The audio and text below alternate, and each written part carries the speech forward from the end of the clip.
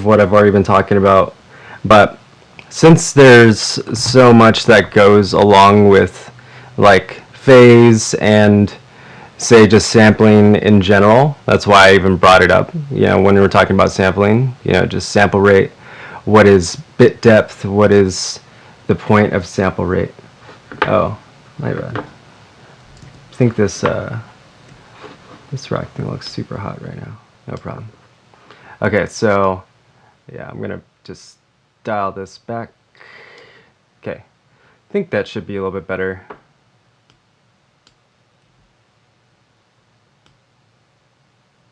Yeah, for some reason that was scrolled up over there. All right.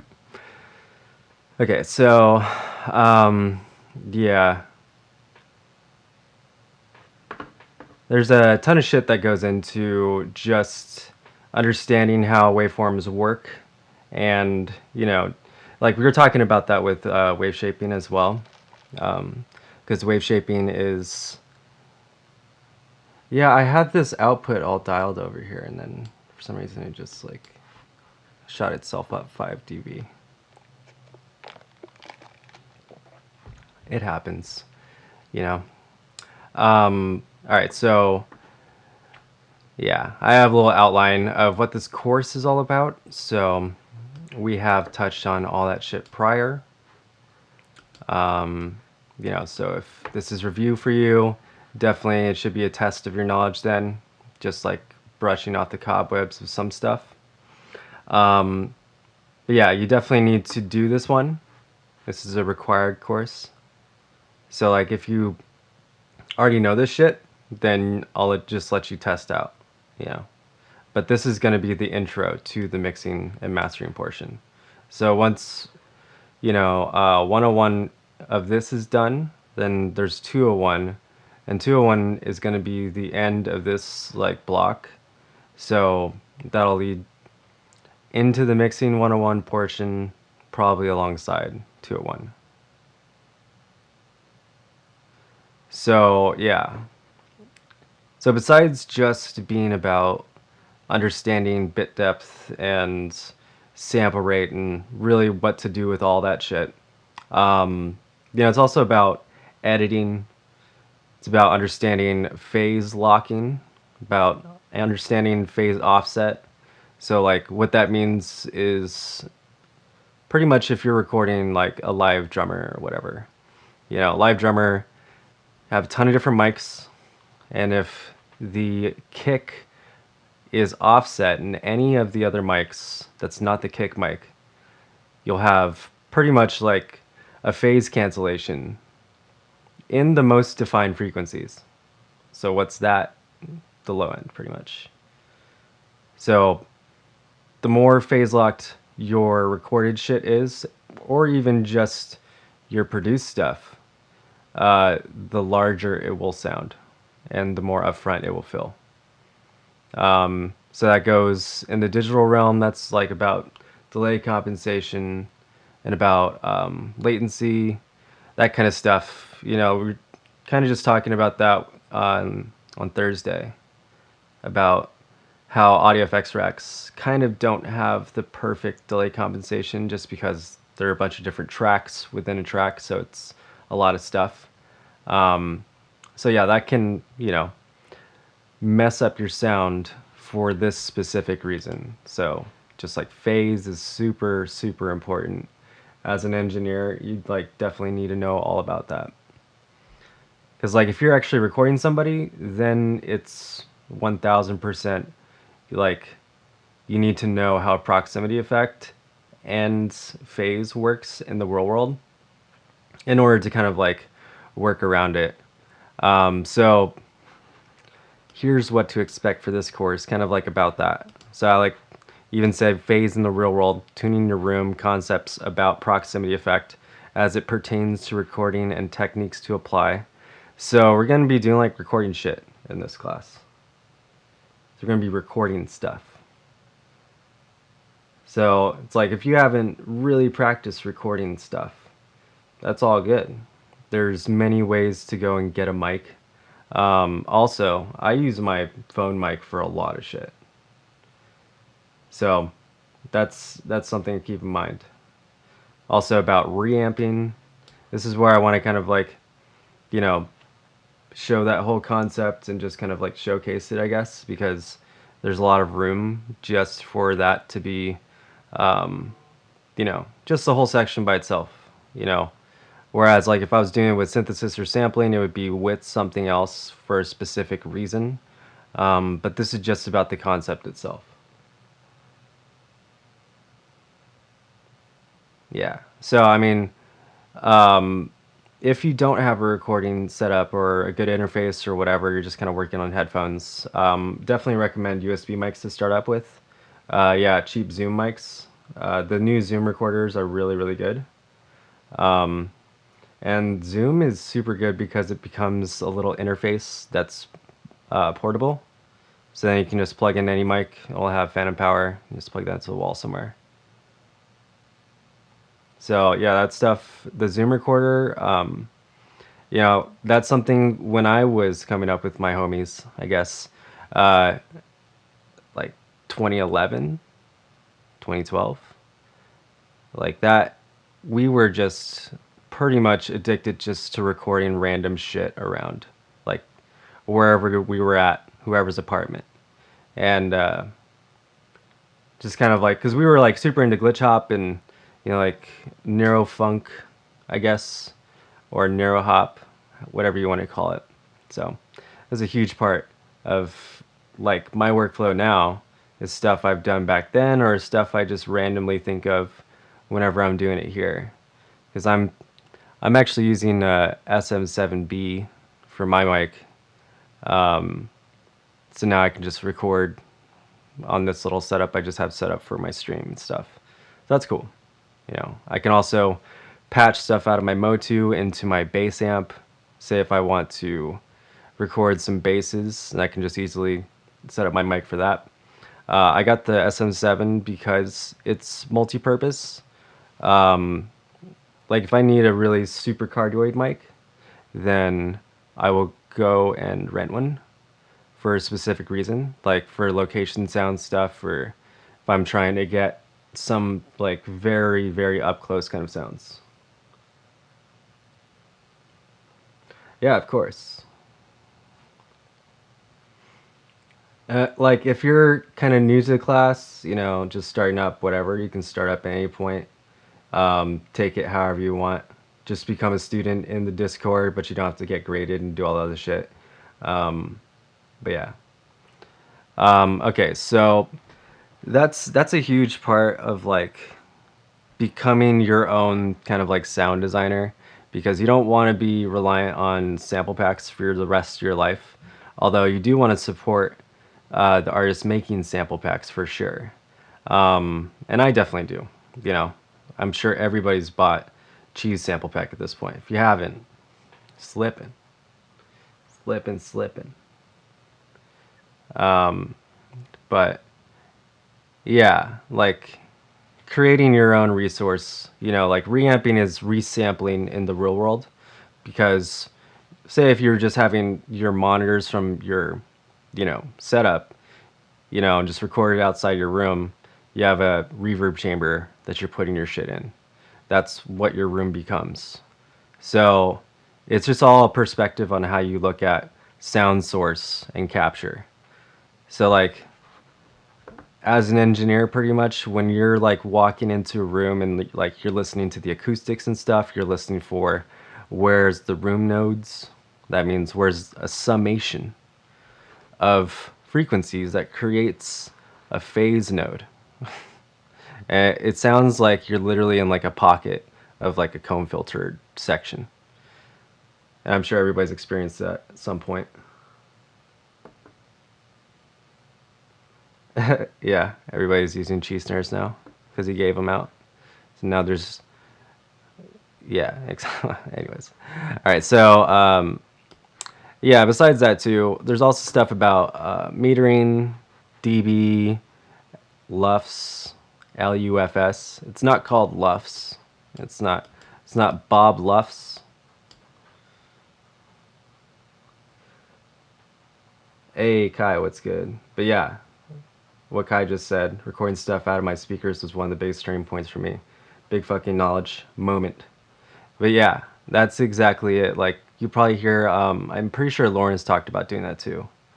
But yeah, like when I realized I can do that, like a while back, when I was like a kid actually, because like first time I ever recorded something, I had like this A to B uh, tape deck, and I had this like car player, you know. So I plugged in the output straight from my bass amp, just like a high ohmage signal. Did not give a fuck. Did not no clue. Straight into my stereo, and then just like recorded myself playing bass. I was just like, "Hey, dude, look."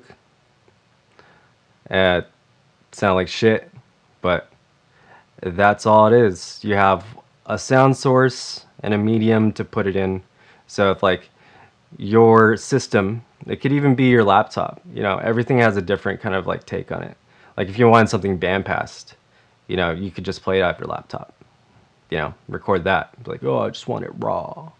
And that could be a vibe. Like say if you wanted to like emulate the sound of a trunk rattling, like at the beginning of your song or something, like mix it in with your song. You could play your song a full bounce in a car and then have it rattle the trunk and record that whole scene and then just mix it in. So it's literally just like however you want to do it. You could even make a, you know, just a broken car into a little just trunk rattler. That'd be so funny. I can see Kenny Beats doing that. Just like, yeah, I got this you know, Cadillac trunk just in the corner of my office now. I just plug into right here and bam, get that rattle sub, patches right out, got recording. It's like Pimp My Studio. We heard you love trunk rattling, so we turned your entire vocal booth into a trunk. Yeah, John Hopkins definitely does a lot of that stuff. John Hopkins is like a cinematic composer as well, and like super successful. Also works with Brian Eno, so it's like he's a he's an OG. I look up to John Hopkins a ton.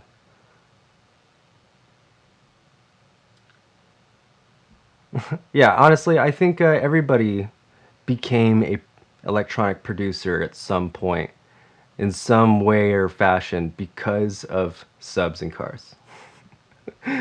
First time I ever heard dubstep was like, oh shit, was in my homie's Mustang, and she had like two subs. It's like, holy shit, dude, that sub goes low. I think it's some early Excision. Anyways, so like all that stuff, that's like how you interact with it in the real world. You can go and capture that however you want, you know. So if like just to that thought, what I've done before is I've like bounced stems of stuff because sometimes I'd like work and shit in my car and then like hang out at the beach or whatever. I go to a parking garage, play it super loud in my car, the stems of whatever I was making, and then just go stand like at a corner and then just record that shit. So that kind of stuff is fun because then you kind of see the world around you as part of your sample pack, and that's kind of how it should be. But yeah, so beyond that, we're going to be getting into editing, like I said before, and workflow. You know, I'm going to be an Ableton for the most part because I'm an Ableton producer at this point. I identify as an Ableton producer. But it's going to be pretty universal, you know, because a lot of stuff I do in Ableton, even like my, I guess, terminology about stuff, comes from like Pro Tools. So like, because I'm like a Pro Tools expert level kind of user, used to be, I guess, for like Pro Tools 11. And then I just kind of stopped caring. I'm just like, meh. Just because they didn't care about me, man. Ableton cares about me. Alright, so that is the stuff that's really going to like help you execute ideas quicker. It's not about like, oh, I know everything in large brain my shit, dude. It's just like you don't have any roadblocks just trying to do something, you know? Also, like key commands and functionality with key commands is a huge thing. So if you're not up to your own par with key commands in your own DAW, like that's definitely a goal you should set for yourself. And Darkened was made in Ableton. Yeah, all those were Ableton. Um, all my professional shit, I'll finish in Logic if I need to do frame sync. All my 5.1 stuff is in Logic. And then prior to that, I used to write beats in Reason. Reason was my go-to for beats, so that's really like where I come from with that. So I really like modular stuff because of that. And then just kind of like moved into Ableton because it was way more functional with soft synths and stuff. But anyways, so on top of that, all that stuff, gonna be kind of like tying it together. So we're gonna be talking about phasing, all that stuff, and then we're gonna go into kind of cleaning up audio, and then we're gonna move into recording more stuff, and then we're gonna build on editing again, workflow optimization, setting boundaries for yourself in your own workflow. Like say if you find yourself meandering on something a lot, because you should notice like certain times when you get stopped up in your own workflow. Like you got to be able to spin out of it somehow. You know, because like if you're under the gun, then you got to be able to like deliver under a like very strict deadline. There's no like, oh, can I have an extra hour? It's like, no, dude, dude wants it in like 15 minutes. We need to check it. We need to do this and blah, blah, blah. It's like, no. So it's like when they give you a deadline, it's it. You don't meet it. You don't get work. That's just how it goes. It's kind of a rough world out there for contractors. And that's just contractors in general, not even for engineers or whatever. It just, as an audio producer and in the entertainment industry too, if you go and drop the ball, it's on a ton of different people, not just you. So whoever put their faith in you to have something done by a certain time is also under the gun. So that's just kind of how it goes. So, because I've had people asking me, and this is not like a accredited school, so it's not like you're paying for any of this as well. So I don't have any obligation to help you get placed, but, I definitely help people do that all the time. And we're going to talk about how to build your own demo reel, how to start building your own style as well, So like if you have boundaries for yourself, you're like, oh, I need this type of oomph from a snare, dude. If I don't have that oomph, it's not my mix. It's not even your track anymore. It's just not your mix style. The mix styles are, separate from your production style and Wu-Tang style. All right, so and then multi-miking techniques and how to do that with vocals and drums. We're gonna do some like probably some like orc voice sound design and some zombie shit. And then we're gonna start prepping for mixing class. So how to prep your track for mixdown. So, here's the summation of this class. Volume pan. Kinda. It's not that simple. Especially in an electronic mix, it can be kind of tricky.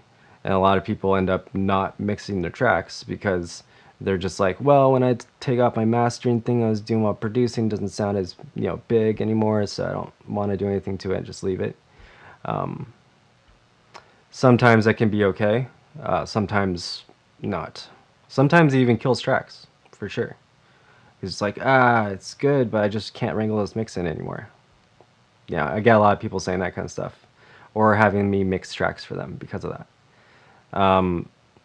And that's kind of like another thing. All right. So it's a lot of stuff, but I think it's necessary. I didn't want to just like throw everything in synthesis because that's not a very productive workflow with just learning, because it's all just conglomerated into one thing. So this is kind of all encompassing too. So what you learn in this class will help you in every single other class. That's kind of the point. But it's also just the nature of having true knowledge, is that it will help you in every other aspect of the thing that you're trying to do, because this is not my stuff. This is 100 years of information conglomerated into now just say an interface. That's the new world we're in with music, which really means it's a renaissance because anybody can just do it. Because you don't have to go to some place that has a giant mixing console in order to do multi-track recording and shit like that. So it's not the case anymore. And also, if you have like a Mac, or I think Windows 10 can also do this with ASIO, you can also go up to like 88.2 and 96K now.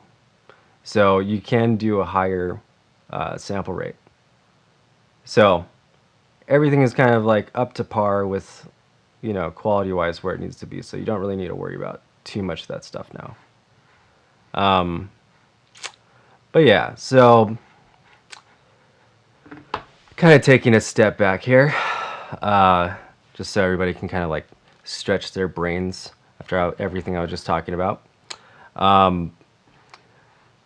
So phase and understanding phase is really just about understanding how waveforms work and how sample rate works. So waveforms, sample rate, bit depth, all of them are related, because sample rate and bit depth is how a waveform is created. So the bit depth is the resolution of that waveform. The sample rate is also the resolution, but at a different linear time-based version. So sample rate can be really fast, but then the bit depth is still really low.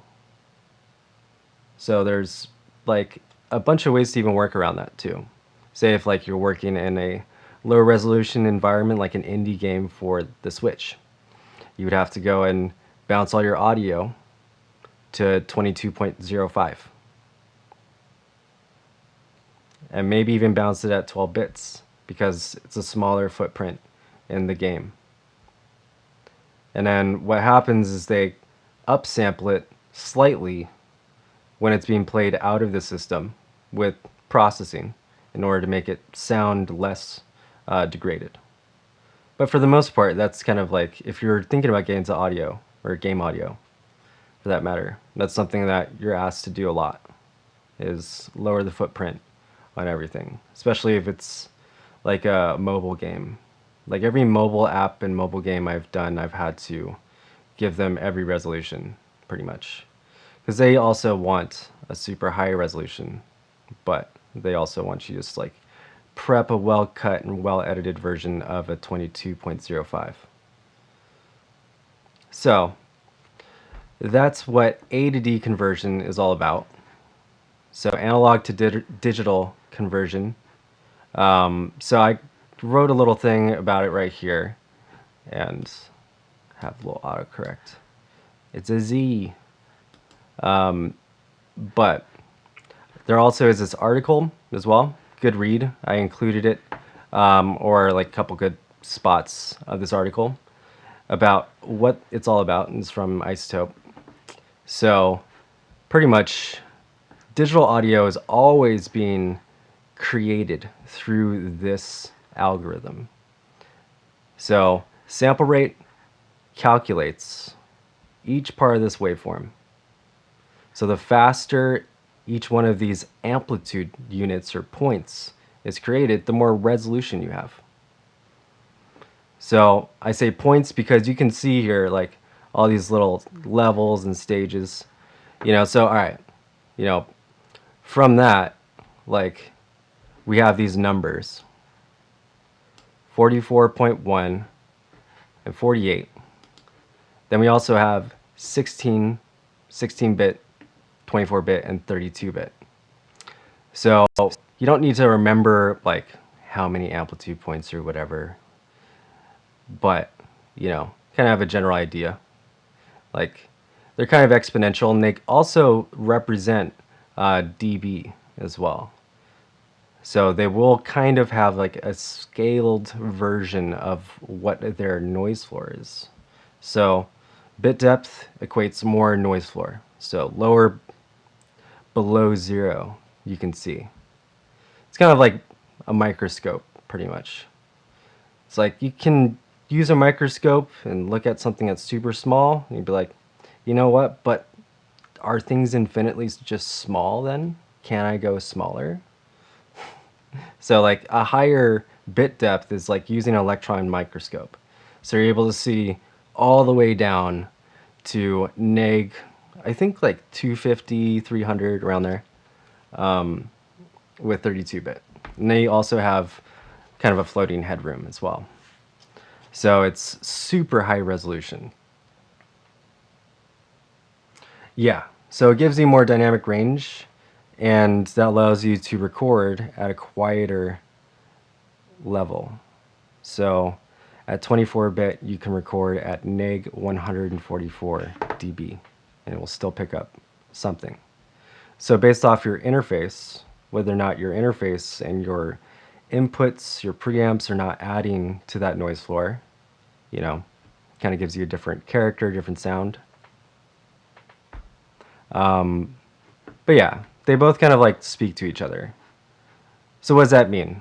You know, if you're like working with a producer or like a singer or rapper, whatever, you know, if you're going to record somebody like Drake or something like that, you're going to record his vocal at probably 192 times 4 of 48K.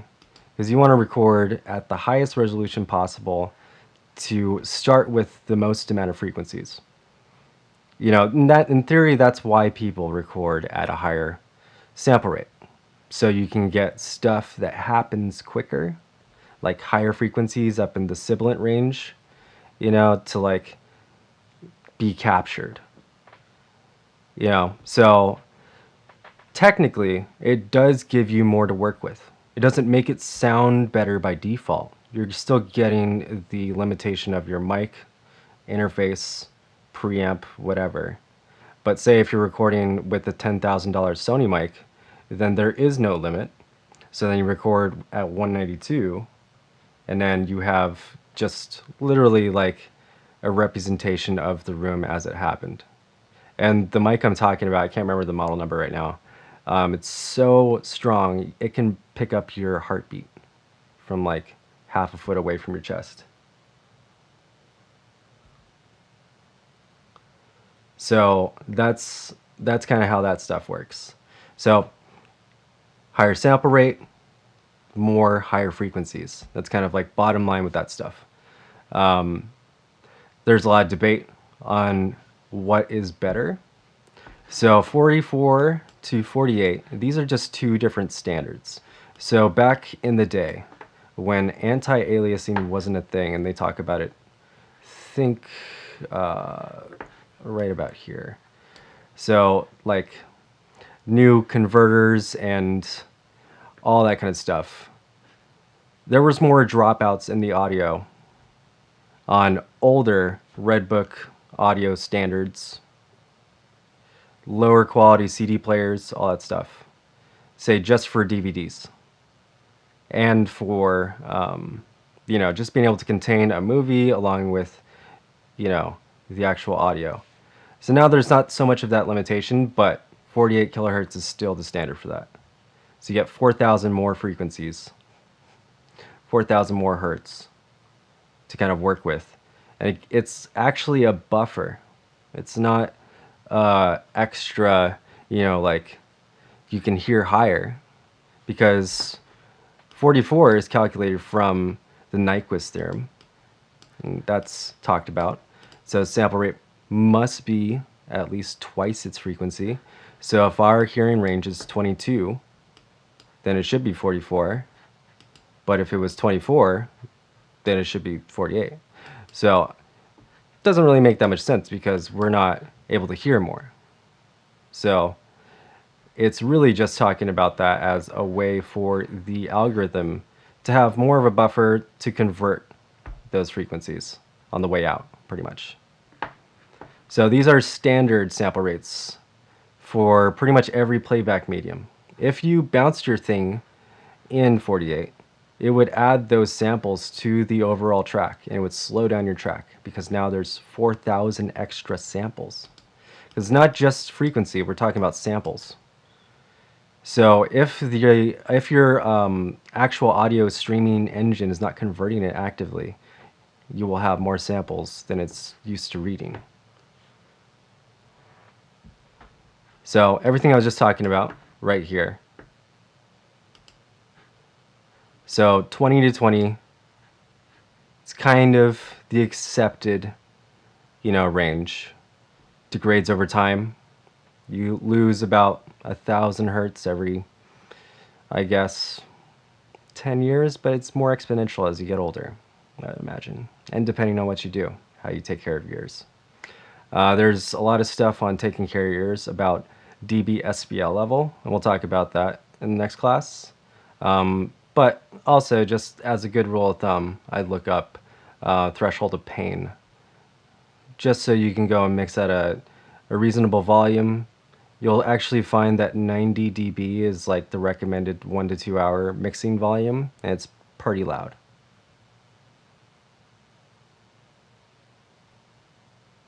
But yeah, it actually, there's so many different things that can give you hearing loss. Biggest one is popping your ears. So don't do that. But, there's ways to kind of just protect your pressure level. That's really the biggest thing that destroys your eardrums, is the pressure level. How much sound you're listening to over time. So I still can hear pretty high. Annoyingly high.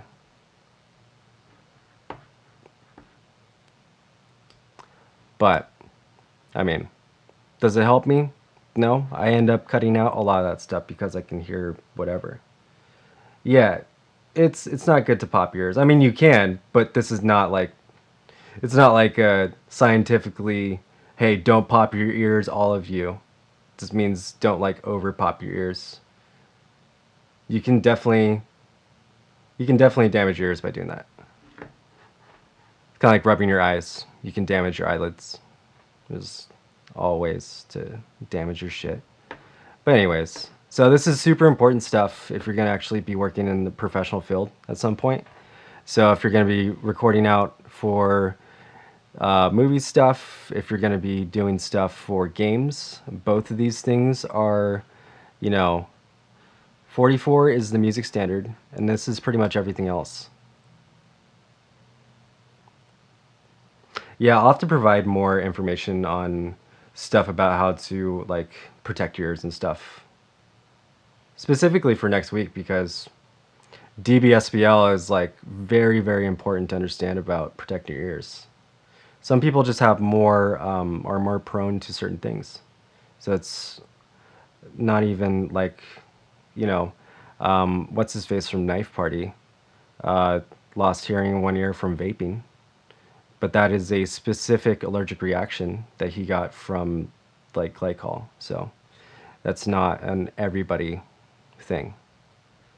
But yeah, anyways.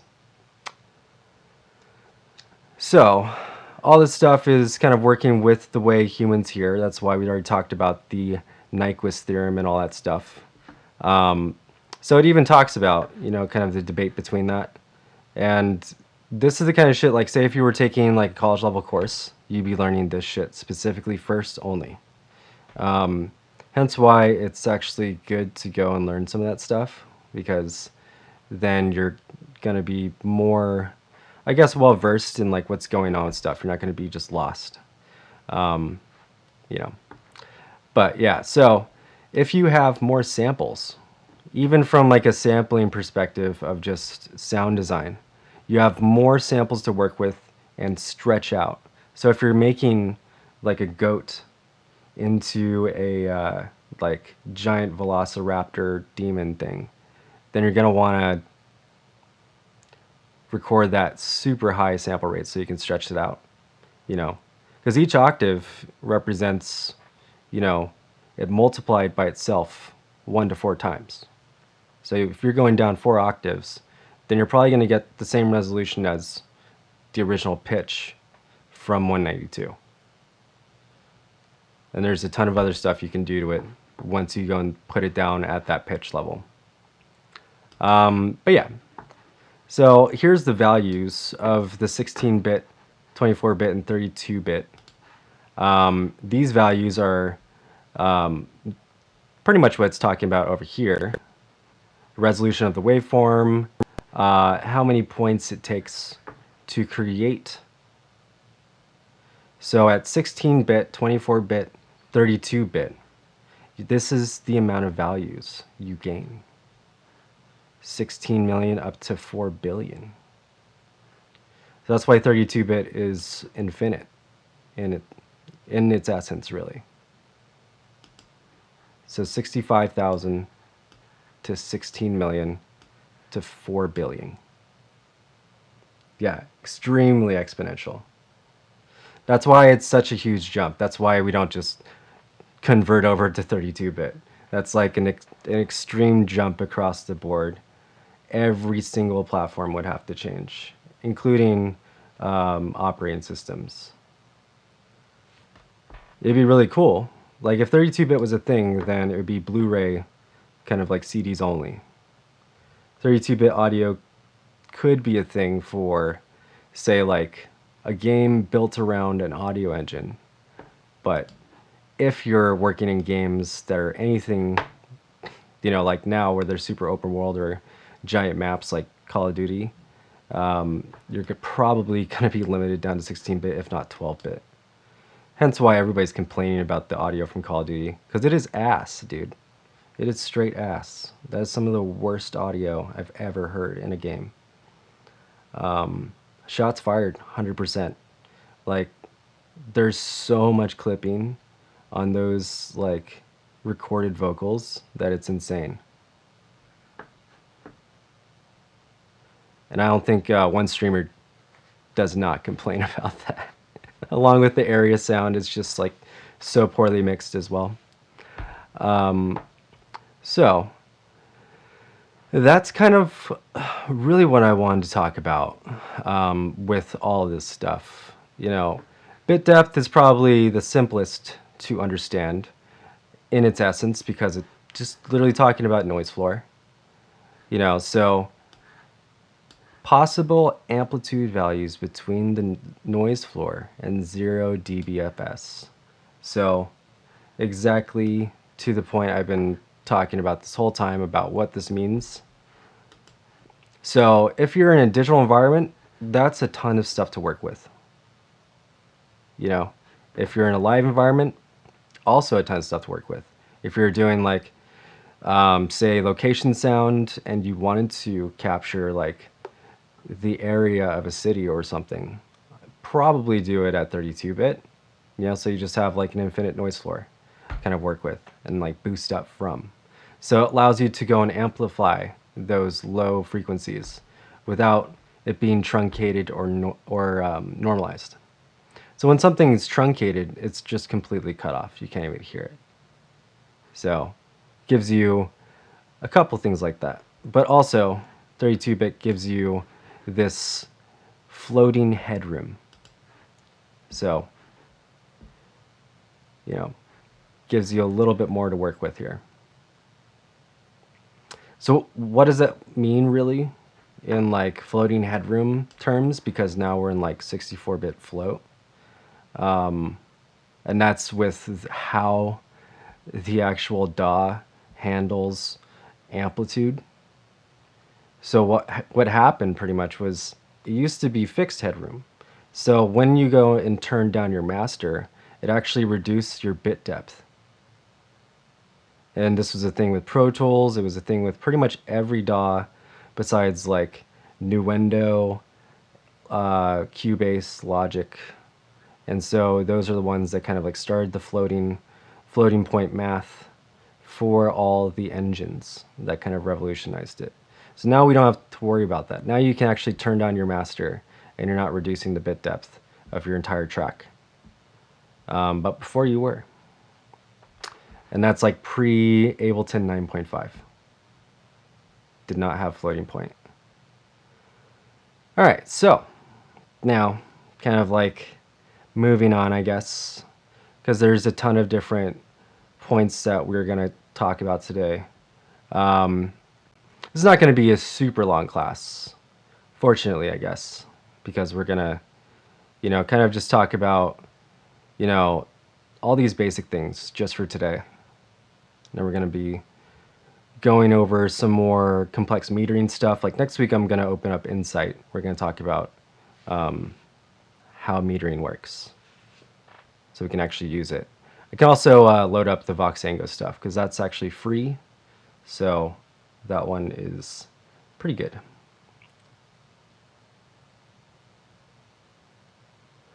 Right. So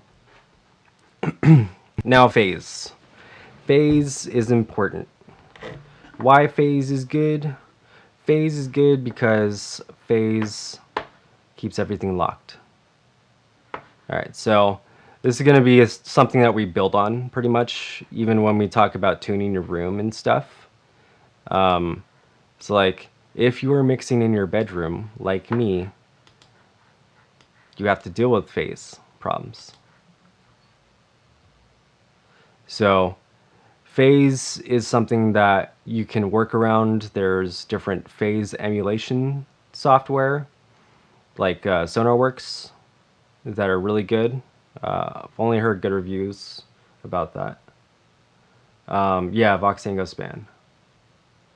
And yeah, so what that does is actually you can shoot your room with this omnidirectional mic, and then you go and get a noise profile, and it tunes the output to kind of like compensate certain parts of your output for your room. So if there's summing at your mix position of the low end, then it will turn down your low end very slightly. But it's like an EQ for your output. So in a 5.1 surround field, and say even with a paired monitor system, surround or just 2.1, which is normal stereo, phase is definitely something that affects how you hear shit. So like if you had Yamaha speakers and a KRK sub, you are definitely going to have phase problems. 1000% will. So you always, when you're getting a monitor system, you want the paired sub with it. Not because they're trying to sell you a sub, but because the paired sub is actually in phase with the monitors. So what does that mean? We've talked about how phase affects multiband crossovers pretty much, and how that affects multiband effects and everything else. So when you're setting up a monitor system, that is a multiband effect. Your audio gets routed into your sub, and then your sub routes that to your monitors. So what happens is there's a crossover for low frequencies on your monitors, and that crossover, specifically the high pass that they're using, is super crucial for the crossover on the low pass on your sub. Because if they're offset in any way at all, or even just SPL level and ohmage wise, meaning your monitors are underpowered and your sub is overpowered, that'll completely give you phase problems as well. Yeah, this is like live sound stuff. I used to be really into live sound. So you have to like worry about this stuff like all the time. And that's like, if you set up monitors, like say like the surround, which is actually 4.0. It's a 4.0 function 1 setup that a lot of different clubs have. and they're flies. So that means they're hung from either the corners or they're hung from the ceiling. So those actually create a huge phase pocket right in the middle of the dance floor every single time. If anybody's ever been to 1115 Folsom, 1015 I mean, it's terrible, terrible sound. I do not like function ones. Function ones had their heyday, but it's about Danleys and voids. Voids are the ones.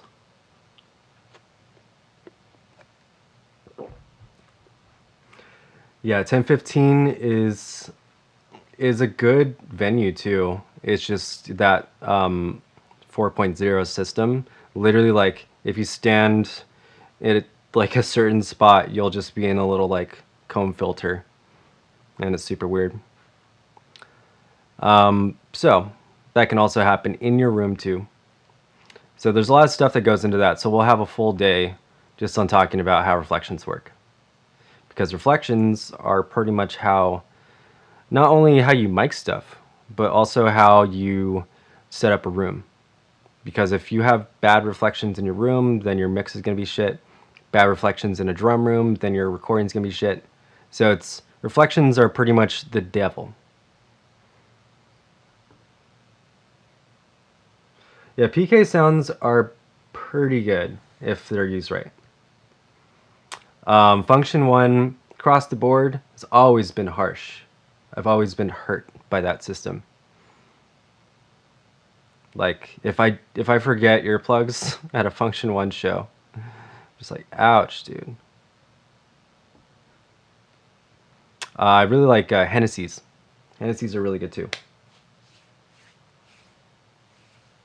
Yeah, there's a lot of really good off-brand large sound systems. There's this one called Nautilus, and they're based out of Oregon, and they're with this like crew that I used to like roll with, these glitch hop dudes, and they were super sick. They built the drivers to look like a Nautilus shell, which is like the crab, and it created the eardrum length inside of a sub, and then created the length pretty much for a sub waveform to complete by the time it left the driver. So you can stand pretty much at any point and just be like, oh shit, I can feel the sub at different like heights. Like if 20 hertz is playing, it would just like be in the floor. Yeah, 1000%. The eardrum is a very nature-based transducer. So, as they have a little explanation right here, because that is how like, sound is captured. Proximity effect literally means many things. It means based on how close you are to the sound source, what are you going to hear and how loud are you going to hear it? So every single waveform, I guess that's part of one spectrum, is going to hit you at different speeds. So your sub, since it's such a large waveform, it can literally move around objects.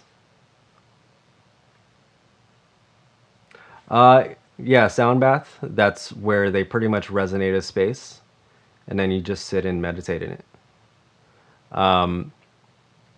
So when you resonate a space, pretty much so reflections, they're omnidirectional.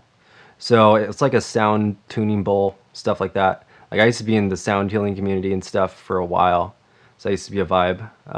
But that's pretty much what it's all about. It's like you're just surrounded in one consistent tone, and it pretty much makes you lucid. And really good to meditate in and just unwind. Also a good place to do yoga, all that other shit. Sound baths are usually ecstatic dance as well. So just depends on the vibe, who's throwing it. It's good vibes, chillers. Okay, so all that stuff's really interesting. Like sound is really weird, just understanding how sound travels and the way it affects your room, how you hear it, all that stuff. Like even what I just said about how sub moves around objects, because literally the size of it, it takes a certain time for it to go up and down. So it's not going to be a perfect sine wave, but it still has to kind of play along that certain line there.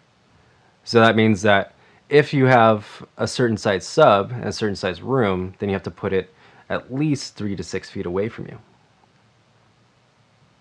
So if you can't, you got to figure out a way to get distance between you and your sub. If you can't do that, there's a way to create caves and create a little transduction, so you can make the sub resonate within a little chamber and kind of complete this bottom kind of focused waveform. And my that's why I really like these HS8s, because the sub is angled downwards.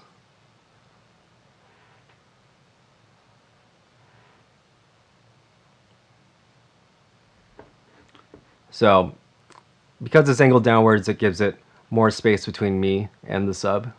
I also have the HS8 monitors as well. But, you know, I like the Yamahas because they're very mid-rangey. They're not like standalone monitors. I mean, these can be standalone for sure. But, yeah, the Yamaha HS series is really good with the mid-range. Super flat. I would probably get a focal for my next set. But they're a little bit more colored, you know, in the low mids.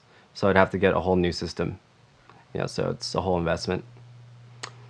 But yeah, so now back to that one point I was just talking about, how sub moves around shit. So because that frequency, because low frequencies are so, I guess, long, they take a long time to finish their cycle.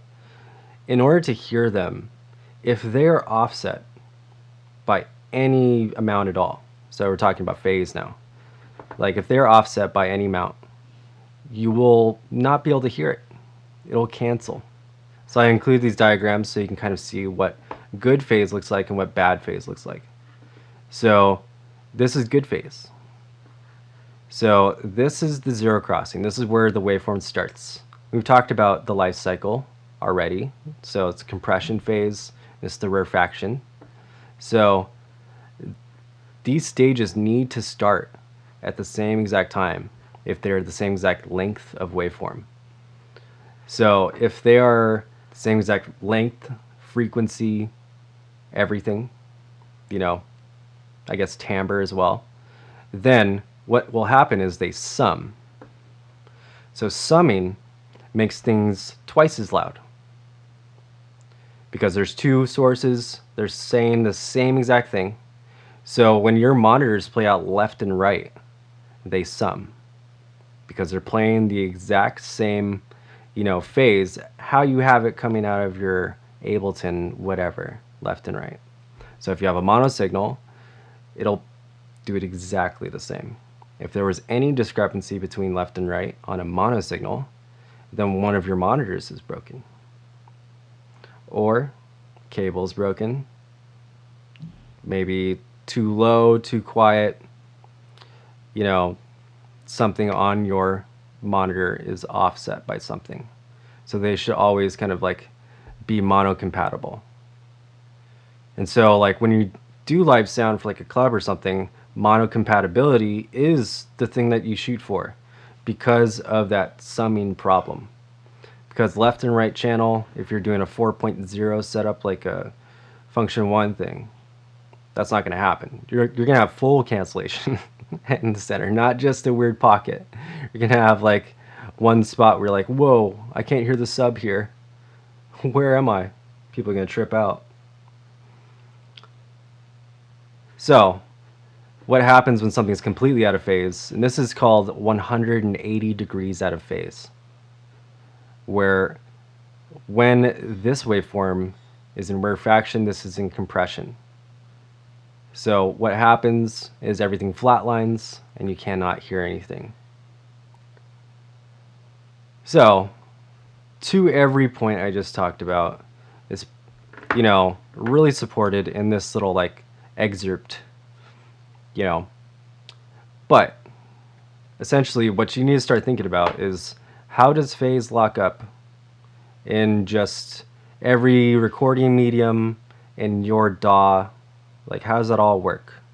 Because phase has like a bunch of layers to it.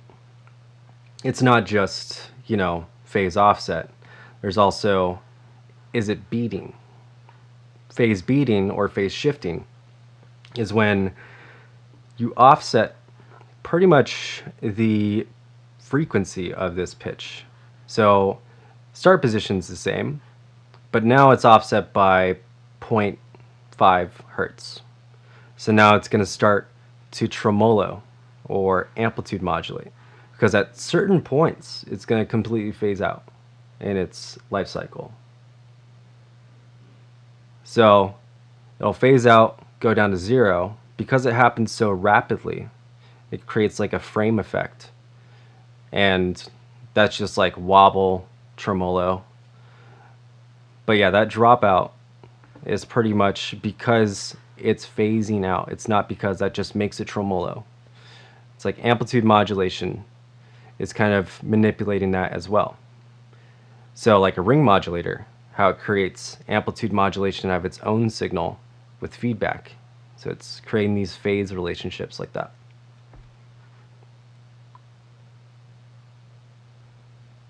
Okay, so just talked about summing, just talked about phase offset.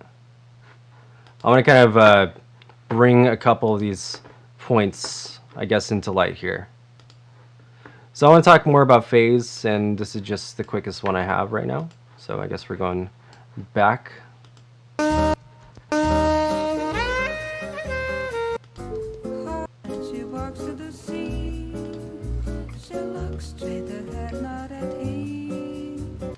Okay, so, I mean, this is pleasant listen to for the last portion of class here, right? So I want to kind of like test out some phase cancellation things then, based off of these things I was just talking about.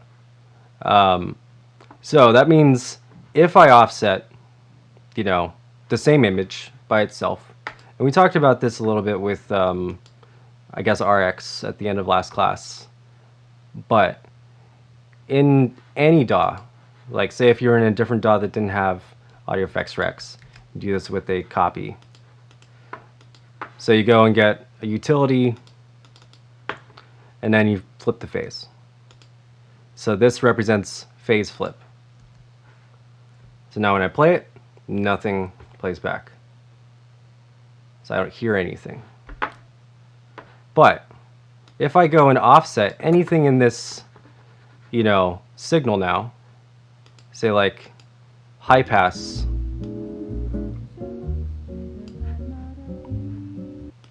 then it begins to offset. So this is a really easy way to go and bootleg stuff. Like say if you were just trying to eliminate certain parts of the frequency, certain parts of the spectrum for the track you're trying to eliminate stuff from. It can also be a cool way to like do random effects. So that's pretty much your homework for this week, is to go and isolate something out of a track using a phase flip effect. And then submit. That is your homework. That is your assignment. So, expanding on this, talking about phase, talked about sample rate, we talked about delay compensation. So, what happens when I use a non-linear phase EQ for this function, meaning phase isolating? I will have less resolution on that. So I want to use Pro Q3 when I do this, because I have linear phase. So you want to do linear phase, make sure delay compensation is on. So no processing on this other channel, nothing happening on Pro Q, do not hear anything, so that means phase is perfect. Yep. Exactly. So to what Gaspino's said, AI that can do that from a full track, There are tons of different AIs that can do that as well. Spleeter from Deezer also does that. So it's a cool effect. You should definitely be able to do it by yourself, though. You shouldn't have a robot do that for you. There's a way to get pretty much, like, the AI can do a higher resolution job, 1000%. So if you had an AI that was only isolating guitar frequencies and had an algorithm constantly updating and then printing. So that's kind of like what they're doing, is they're like phase canceling and then spectrally adding back what needs to be there.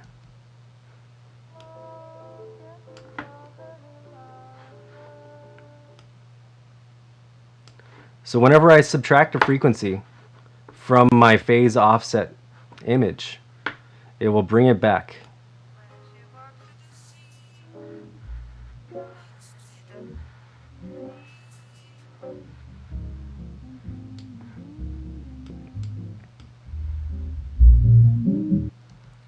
So it'll bring it back, but it'll also bandpass. If I add, it will oversum. So you can go and boost like the lows out of something.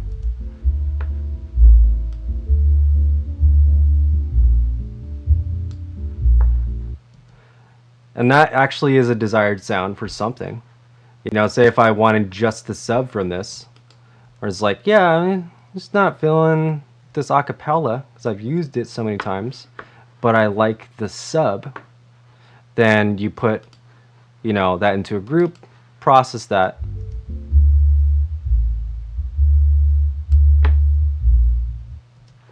So now that's, you know, just a sub frequency, and you can go and drop like a different beat in there.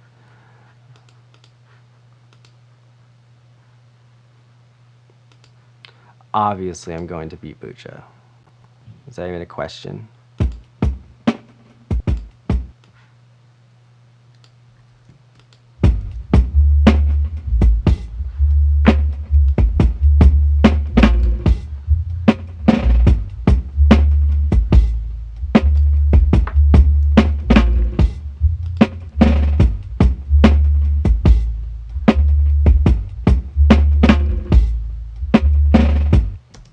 Yeah. So now it's just a subline. It's the Ipanema subline. Now I can go and just throw whatever little piece in there, see how that sounds. Maybe even warp both of the audio tracks at the same time. Repitch things. And then, hold up. Let's go to this right here.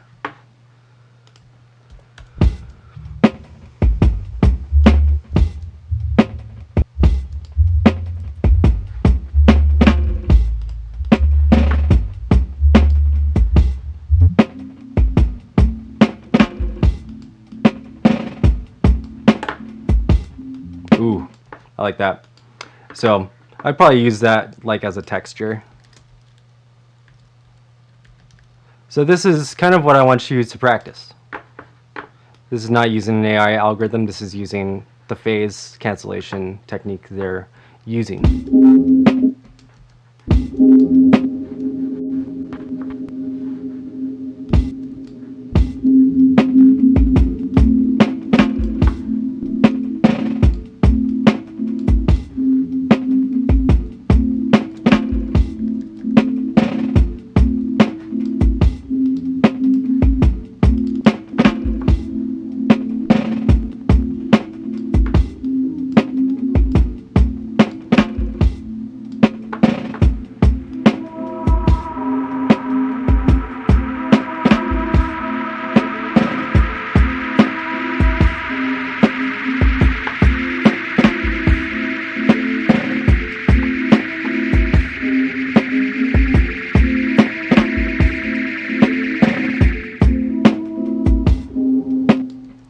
Yeah, so it's a really fun effect. You know, when you're repurposing stems for like derivative cues and stuff in like games, which they have you do a lot, because they're just like, hey, our composers already composed all this shit. Can you make us 10 more tracks out of them?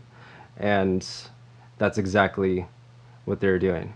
So it is somewhat transformative because the original performance is now being muddled, but you would have to go and transform the original performance. Hence why I'm now warping all the audio at the same time with the same algorithm. I can also offset it with something a little bit more random like texture, and that'll give me kind of a weird effect.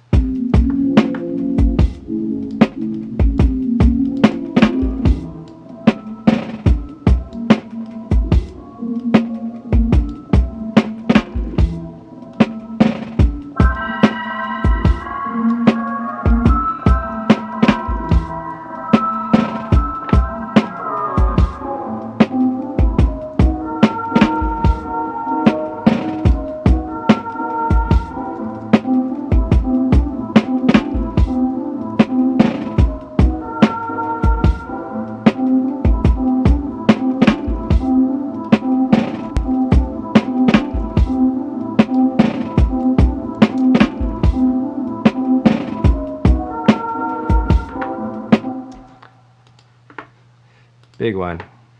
Fun. Fun.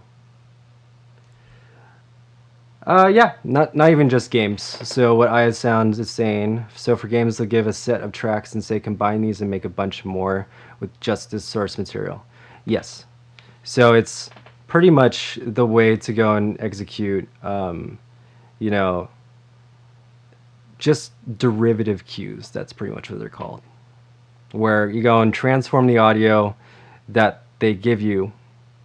So you stretch out the performance, but you can kind of use it in like the same key. You can repitch the key as well. But yeah, they're all from the same source material. So it's kind of like they give you a few tracks to kind of like remix, I guess. Yeah, pretty much. So it's like then also along with like say like just regular audio tricks and stuff, you got to be able to do this, you know, for like producing for a rapper or something. You got to be able to do stuff on the fly. Like for every single rap session I've done with anybody at any level, it's always been about, hey, can you do this exact effect I heard in this one track, like now?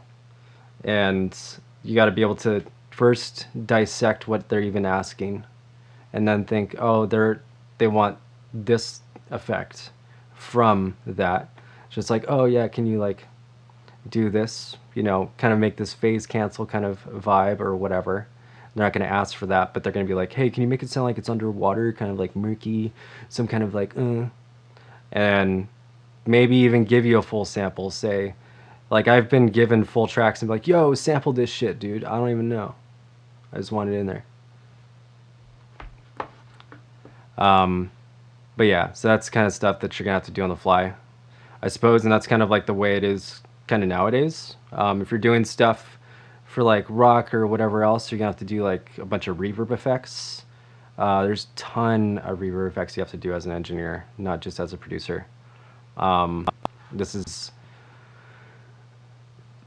kind of along the lines of more of a producer effect. So a producer for another writer. Engineering effects kind of go along with it. We're going to talk about that with like the snapshot automation stuff. And that's kind of like along the same lines. Yeah, but phase cancellation is super simple to understand. So same exact audio coming through, and then you flip the phase, and then bring in different parts of the audio. So whatever you go and change on that duplicate copy is going to be what's represented on the final image.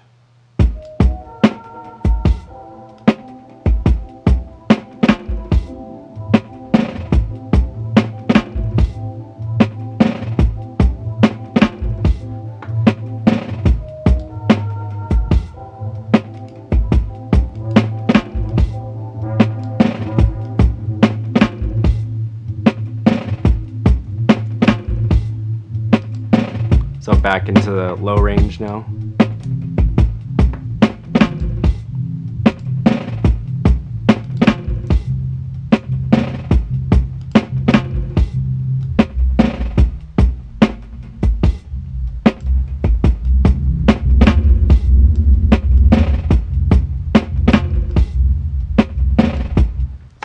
All right. Anyways, beyond that little thing, thank you for the follows, by the way. It's all you homies, new homies, coming with the follows. Yeah, so there's many ways to go and like manipulate phase like to your advantage. Hence why I even gave the example of 5.1 as being a thing, because that's another example of using phase to his advantage. Because if you use, like, I have these Odyssey Mobius headphones, and they're using like phase discrepancies to create a 3D space inside of headphones. So those headphones are 7.1, and not only do they have multiple drivers, but the placement of those drivers is used to create psychoacoustics. And psychoacoustics are complete phase manipulation. So like void speakers specifically, they're employing a lot of that shit, and that's how they're able to have no cabinet and floating cones, just from the construction and ordering of those cones. Another really cool effect with phase is that it can throw sound. It can amplify it. So where, you know, we're saying like I'm amplifying certain frequencies with that EQ, you can do that same thing with, say, like the size of a wall. And you can go and reflect certain frequencies with the size of a rock. You know, because like, and that's kind of a weird concept I'm talking about right now. Maybe even sounds crazy. But if you've ever been to a world wonder, there's one specific one in Mexico called Chichen Itza, and that entire pyramid is using phase manipulation to create a ton of different effects. It's insane how crazy Chichen Itza is. And I remember going there when I was like a kid pretty much, and the guide was telling me that pretty much in their outdoor sudden death basketball, the basketball that pretty much if you lost, you're dead, the size of this court was huge. It was outdoors. There was no like ceiling, obviously. And there was these giant rocks that made up these walls. And so the size of the rocks actually reflected the signal in a, you know, in a way where it actually amplified it. So pretty much anybody from anywhere in that stadium could hear, you know, the emperor, whoever, from their seat. So never have to get up, never have to raise their voice. You know, under duress of death, people do crazy things. And not only that, they created different sounds. Like if you go and stand at the bottom of the main pyramid, which that's the center of the Mayan calendar, all that doomsday shit. That is like where you can hear a snake rattling at the top of the pyramid. But actually, no, at the top of the pyramid you hear a bird, and then in the back right you hear a snake rattle. That's like Quetzalcoatl, like the dragon bird that they worshipped. And pretty much they were able to throw signal from a clap at the top, bounce it around this chamber, and then throw it to the other pyramid. So it comes up from the bottom of the staircase, which is like 100 feet below, all the way to the top of the chamber, and you can hear like the bird sound. And then because it gets sped up in that chamber, like it angles it at the other pyramid and creates the snake rattle. And it's insane. Yeah, they were really on some other shit. So were the Egyptians, and they were doing a lot of stuff like that as well. But the Mayans specifically were really, really, really, really good with sound.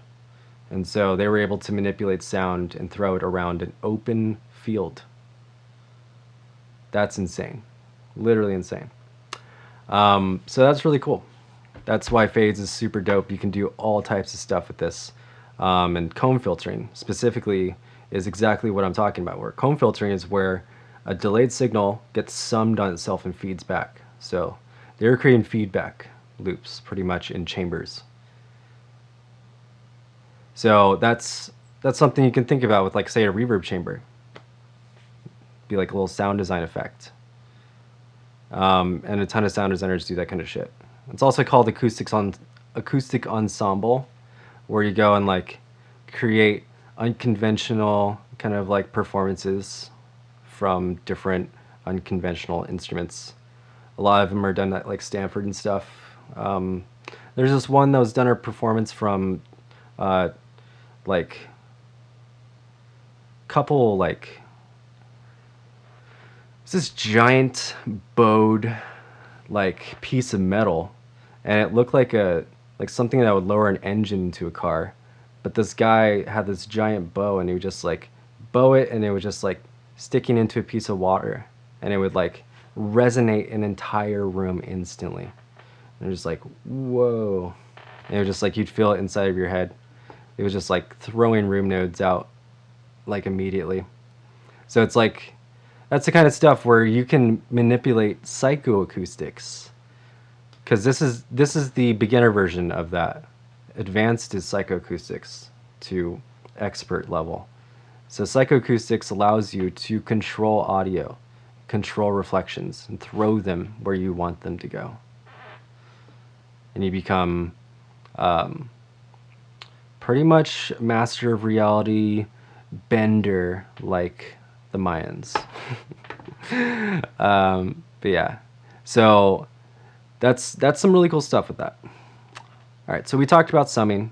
Summing really affects all this stuff. We were just talking about how comb filtering sums the signal, feeds it back onto itself. So in order for the emperor's voice to be heard at any point in the stadium, his voice would have to be summed from every single reflection instantly. So just reflect omnidirectionally and then sum. So it turns his voice into 50 voices. Hey, thanks for the raid. Appreciate you.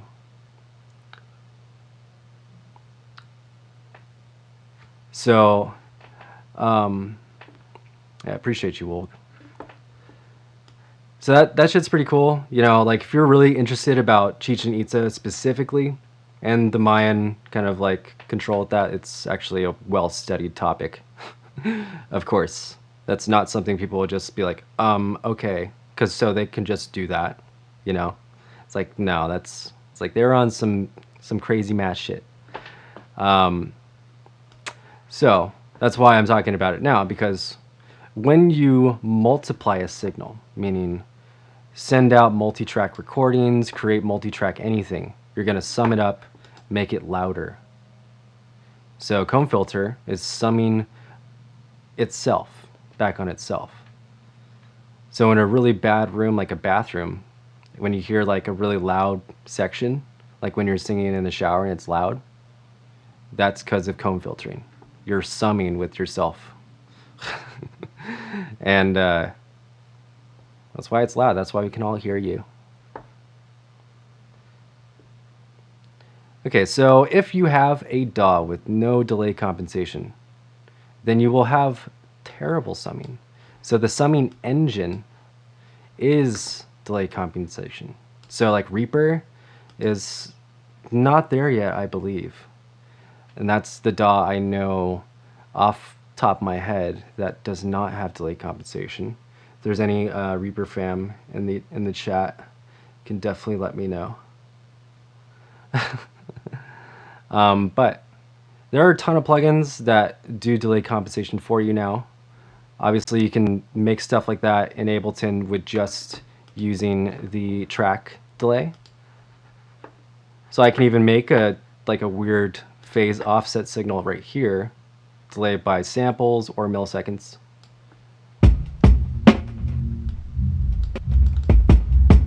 Let's open this up.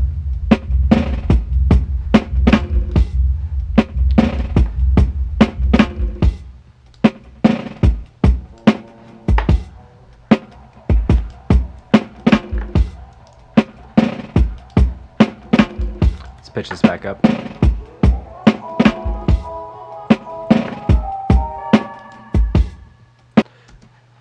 For those of you that just came through, I'm just using an EQ to kind of like band pass this phase offset signal.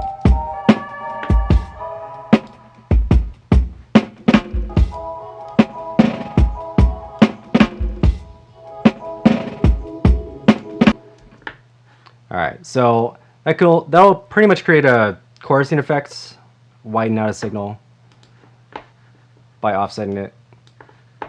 Samples here. Also, it will offset the entire phase cancel too, so it'll sound really weird.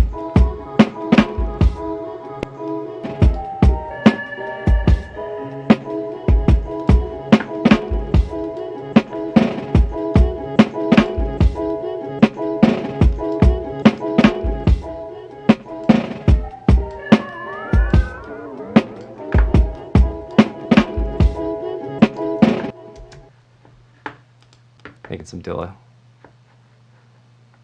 Alright, so a lot of really cool stuff to check out with that. So last point we're talking about today is phase offset, phase shifting, phase beating. So a really common, like I guess usable form of this that is specific for beating is binaural beats. I don't know if anybody's heard of binaural beats. Maybe, but that is 1000% based on this topic. So with binaural beats, your brain is the summing engine. Your mind is the summing engine, dude.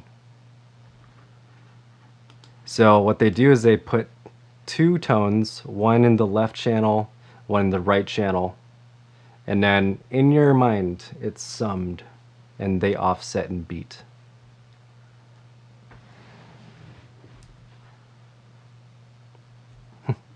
How's preview crashing?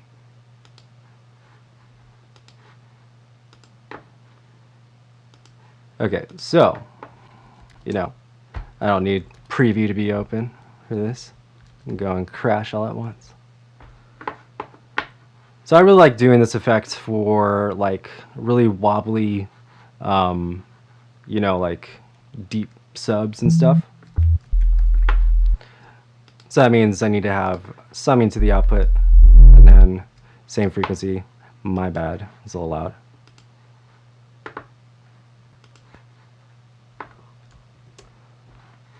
For some reason, Firefox is loading up, so you need to go. You need to go.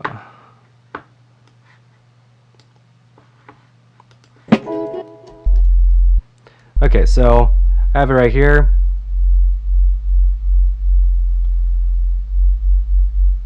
So just like I was saying before about it phasing itself out of existence and then phasing back into existence, it's going to sound like a tremolo effect. So amplitude modulation, tremolo, all the same stuff.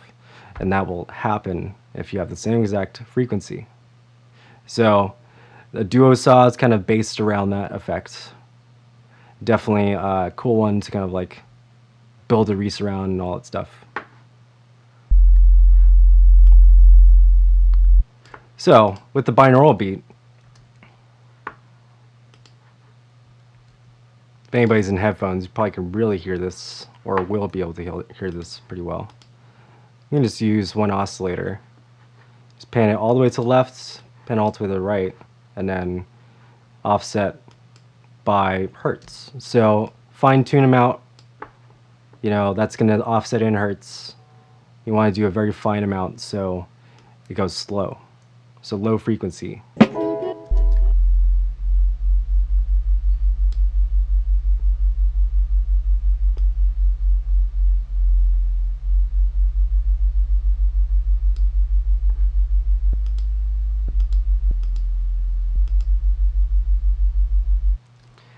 So when they sum to the output, they create this really weird image.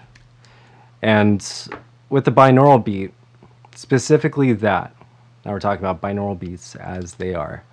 What they're doing is entrainment. So based on the speed of that binaural beat and the length of time you listen to it, it'll put you into whatever meditative state, theta, alpha.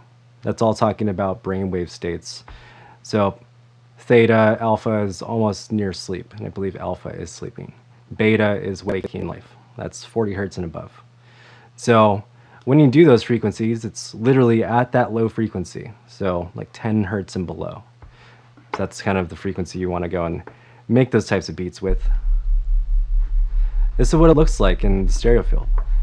Really cool, huh? So this is cymatics. This is real cymatics. This is how you make cymatics as they are with sand, water. This is sand and water right here.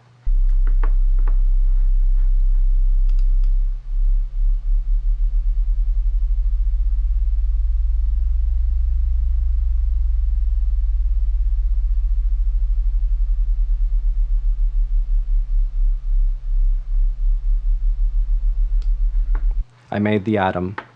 Okay, so that's how to do that. That's how to offset, use beating. But along with this, chorusing is based on this effect as well.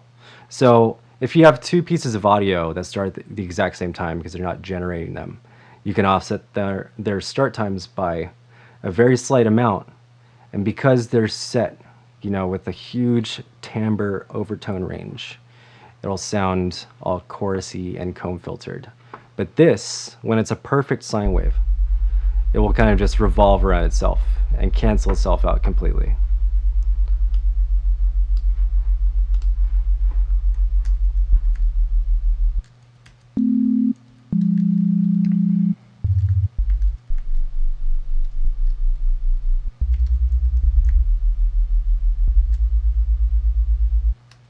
Pretty interesting looking. But yeah, so that's kind of how, like, you know, beating works in general. So like if you're trying to make some weird sounds, I guess you can go and do a binaural beat or whatever. It's really not about sound healing. It's not the sound healing school. Although we can have a portion on sound healing for sure. I dedicated a decent amount of my life to that. Enough where it was a dedication.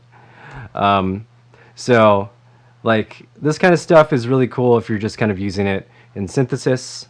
Again, with chorusing, you can get really cool sounds. But yeah, you know, like for like deep dub stuff, this is something I do for a lot of different sounds. Or I'll go and use it in sine compression. So just type in sine. Saturator. So sine compressing a beated sine wave is the move.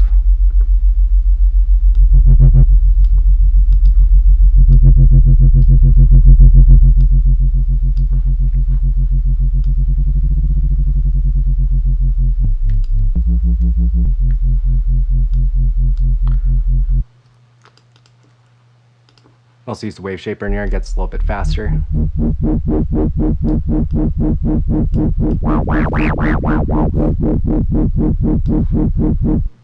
Also add another center channel.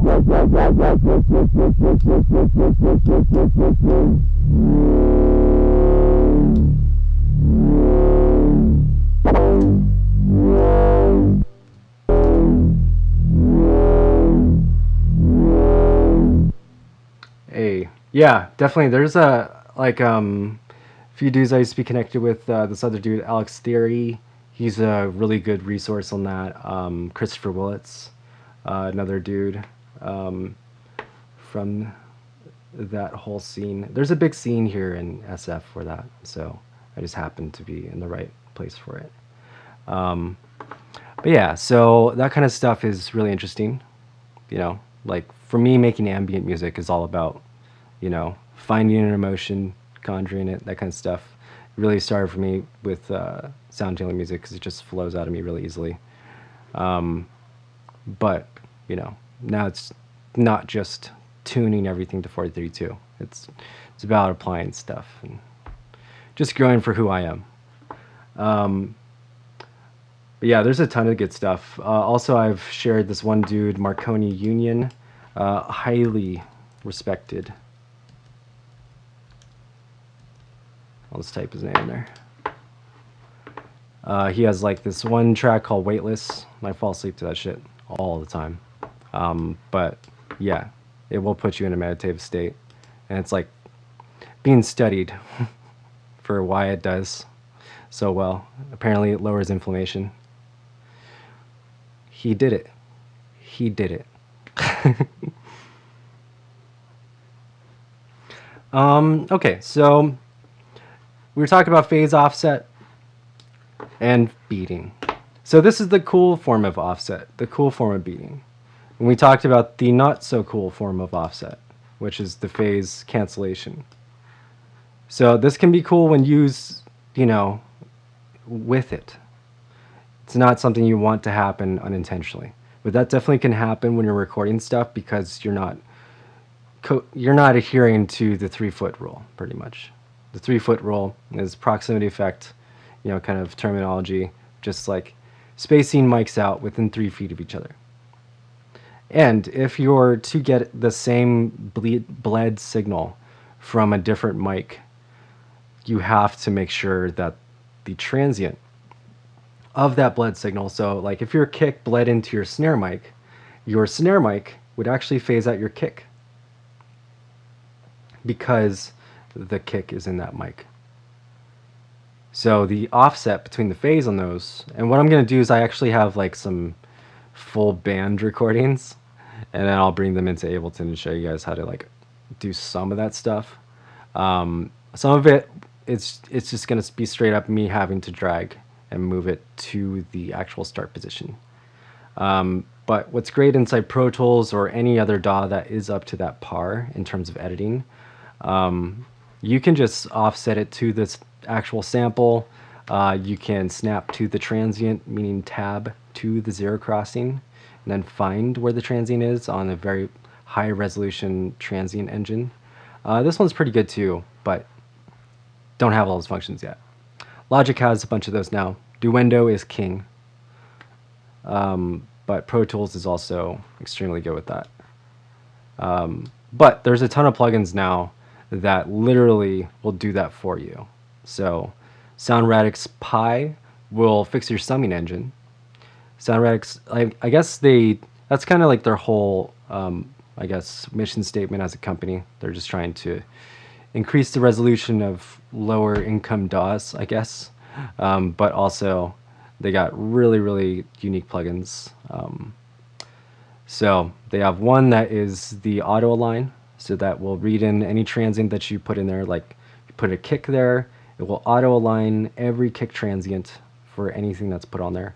So it means you can make every single stem for a drum recording auto align the kick transient. So then they're already summing. So what happens when you sum every single bled kick transient inside of a drum recording is it becomes light years better than it was before. It's not muddy. You can hear everything in the mix. Everything sums, meaning every transient gets louder. It doesn't get blurred out because you're adding in a new signal. It's like, oh, I can't hear it because of this. It's like every single new signal that you put in there sums with it. So you can actually hear how the room acted as it was. So, seeing some questions about sound healing. Sound healing is a very deep topic. It's not, applying frequencies to the body. It's more of a philosophy of making music. It's a philosophy of naming music. It's just intention, really. That's all sound healing is about. There's more stuff to it that is kind of based in science. So say like the stuff with Marconi Union's track, reducing inflammation, is a result of the amount of tension and release he put in the track. So it's just constantly, it's like soothing. It's like massaging you with music. But yeah, there are some psychoacoustics to it, and so that's where binaural beats come into play. And so that's another scientific thing called entrainment. And people can do this, it'll trigger epileptic shock as well. So if you have epilepsy, don't do this at all. I've heard epilepsy being aided by binaural beats, but that's hearsay from somebody with epilepsy. I don't have epilepsy, a friend does, and they said it helps him. So, but that's not for everybody, obviously, so I wouldn't try it. But yeah, entrainment for like other stuff like that is rapid noise bursts that pretty much get bursted into your ears by like somebody putting headphones on you, and it can trigger you to go like lucid, kind of put you in hypnosis. But it's not good. It's very forceful. It's not like a thing. So binaural beats are kind of like the balance between that. So I'm against pretty much all pseudoscience in general. So I don't subscribe to those large websites of people selling all these different moods and greedy kind of things, where it's like, this one will give you money. If you listen to this track every night, it'll give you money. It's like, no, it means you're giving me money. That's all I see. So yeah, it's all just about intention, emotion, emoting things. But there are different ways to manipulate space, like sound bowls, toning, all that stuff. That is directly tied to psychoacoustics and beating.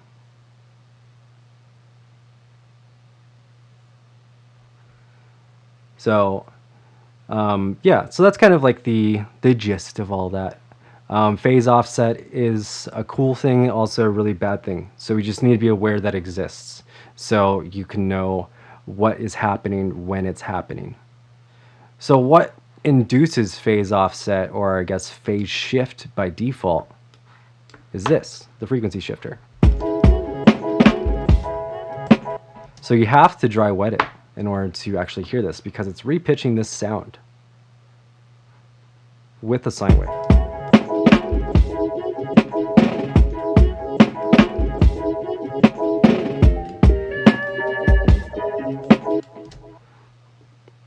So that's phase shifting. That article I was reading was the guide for this class that I wrote. So join the Discord and you can go and cop it. And usually there are conglomerations of manuals that I go and outline for the class along with the lesson plan. And there'll be stuff that I write, stuff that I clip, and then a combination of multiple articles. So this is a science doc right here. This is talking about how phase offset works from a scientific perspective. I need to get hydrated, man. Need some water. It's running only on coffee. Okay, so a lot of this stuff is really interesting. Highly recommend you go and read these articles that I linked as well. This is an abstract, so that means it's like a clip from a long article.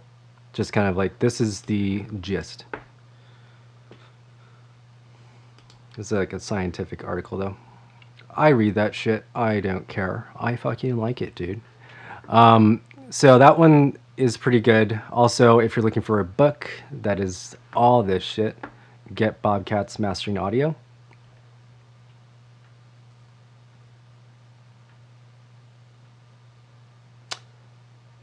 Yeah, I appreciate you guys joining. Welcome.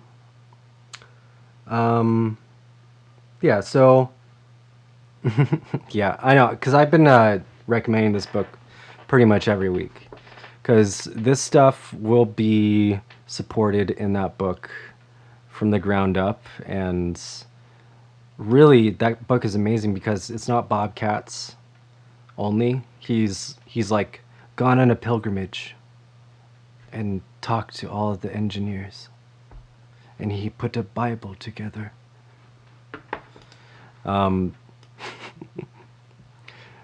Sign God smiles on Bobcats. Alright, so get ready for this in class. Next week is going to be all about metering. We're going to be talking about LUFS, what that actually means, DBSPL, why you need to know what DBSPL means. Because DBSPL is how you protect yourself in the real world. Without knowledge of that, you won't really know what you're looking at. Even if you're trying to do like sound canceling stuff, or read whatever about threshold of pain, all that stuff. DBFS is what you see in your DAW. That is the metering system. dBu, similar to that. So we'll talk about all that shit next week. So I'll have like really specific things that change their monitoring scales and stuff. And then we'll also talk a little bit about mastering metering and why ProL is dope for that stuff. And Voxango span and insight and stuff. Hey, thanks for the bits, bro. Yeah, sound pressure level. So dBSPL, so decibels per sound pressure level. Per the sound pressure level. So live dB. So in live dB, it's plus, you know, but in not a live dB, meaning digital environment, it is negative. So below 0, whereas live dB is plus 0. In its essence. Still technically with some kind of neg. But yeah. So general thumb though,